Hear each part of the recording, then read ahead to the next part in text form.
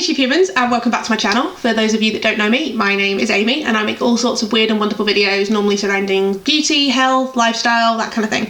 So if you've seen me before or you think you're gonna like this video, hit the subscribe button down below, give this video a thumbs up so more people can find it, and don't forget to hit the notification bell so you don't miss any of my future uploads. First of all, I would like to apologise for the inevitable rustling in the background.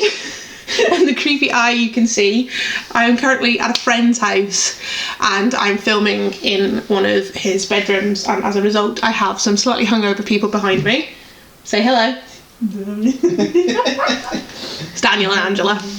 Moving on to the actual topic of the video, today I'm going to be doing another foundation review. Today we are going to be trialling the Smashbox Studio Skin 24-hour wear hydrating foundation. Mine looks incredibly manky, janky and disgusting because this is the foundation that I normally wear on a day-to-day basis when I'm going to work, so this is already a favourite of mine, but I thought I'd do a review video of it today for you guys so you can see how it lasts on my skin, how it looks and how it applies. It is on the higher end of foundation prices, so you can buy this in larger boot stores, but it's normally around the £18 to £20 mark. It might be a bit more expensive because it's been a while since I bought it, but obviously, as with all of my other videos, prices and things will be linked down below. So let's just dive straight into it.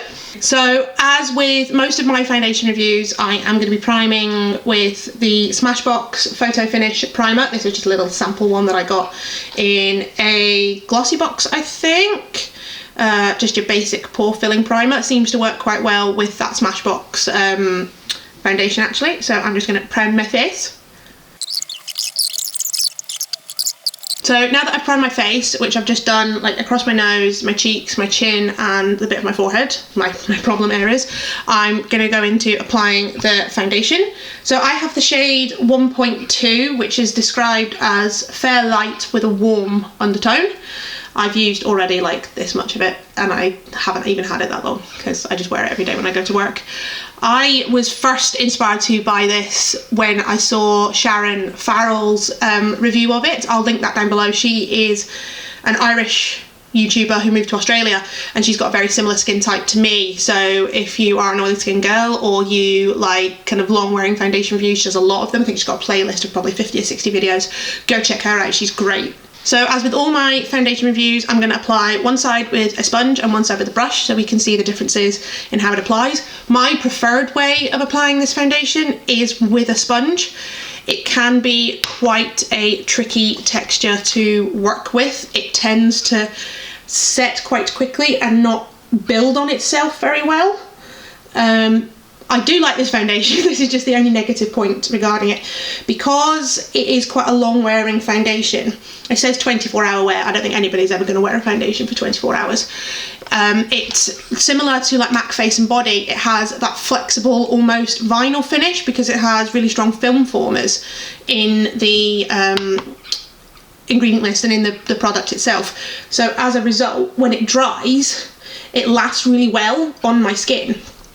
But as a result of that, because of that flexible, almost vinyl finish, it doesn't build upon itself and you only really have 30 or 40 seconds with which to be able to work it and blend it into the skin, and if you get it wrong you have to take it off and apply it again.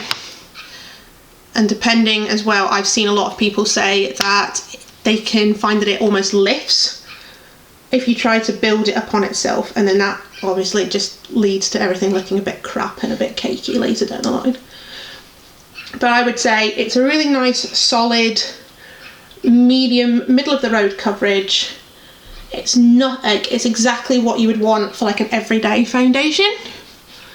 It like evens out your skin tone, does what you need it to do, but like as you can see with like this spot on my nose or some of my more intense pigmentation around my chin, it's not going to cover everything. However, I don't mind that. I normally wouldn't bother concealing this on a day-to-day basis just because I've lived with acne now for 14 years of my life. I've made my peace with it, shall we say.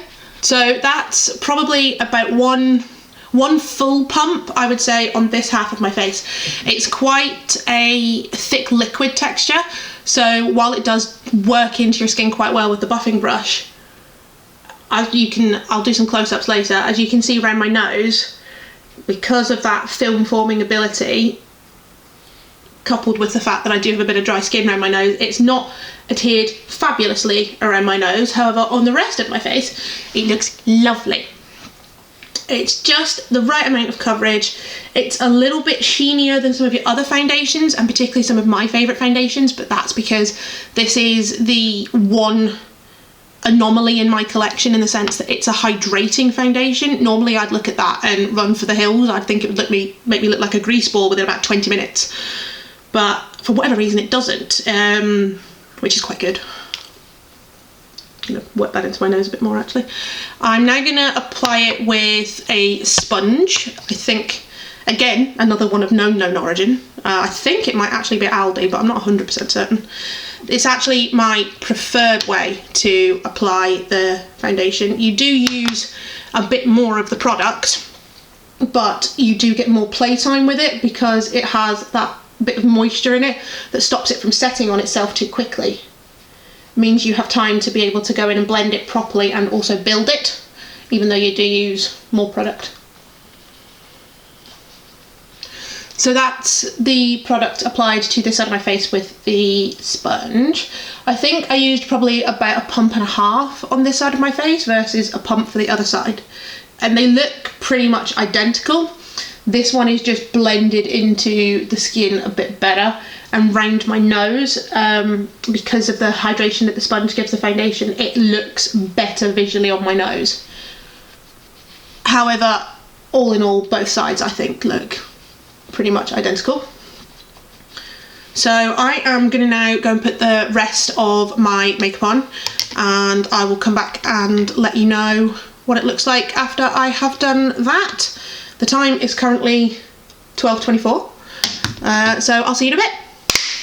And I'm back. So a full tutorial, I say full tutorial, on at least this eye makeup and review will be coming soon. Maybe linked in the description box if it's already up. I'm not sure in which order I am uploading everything.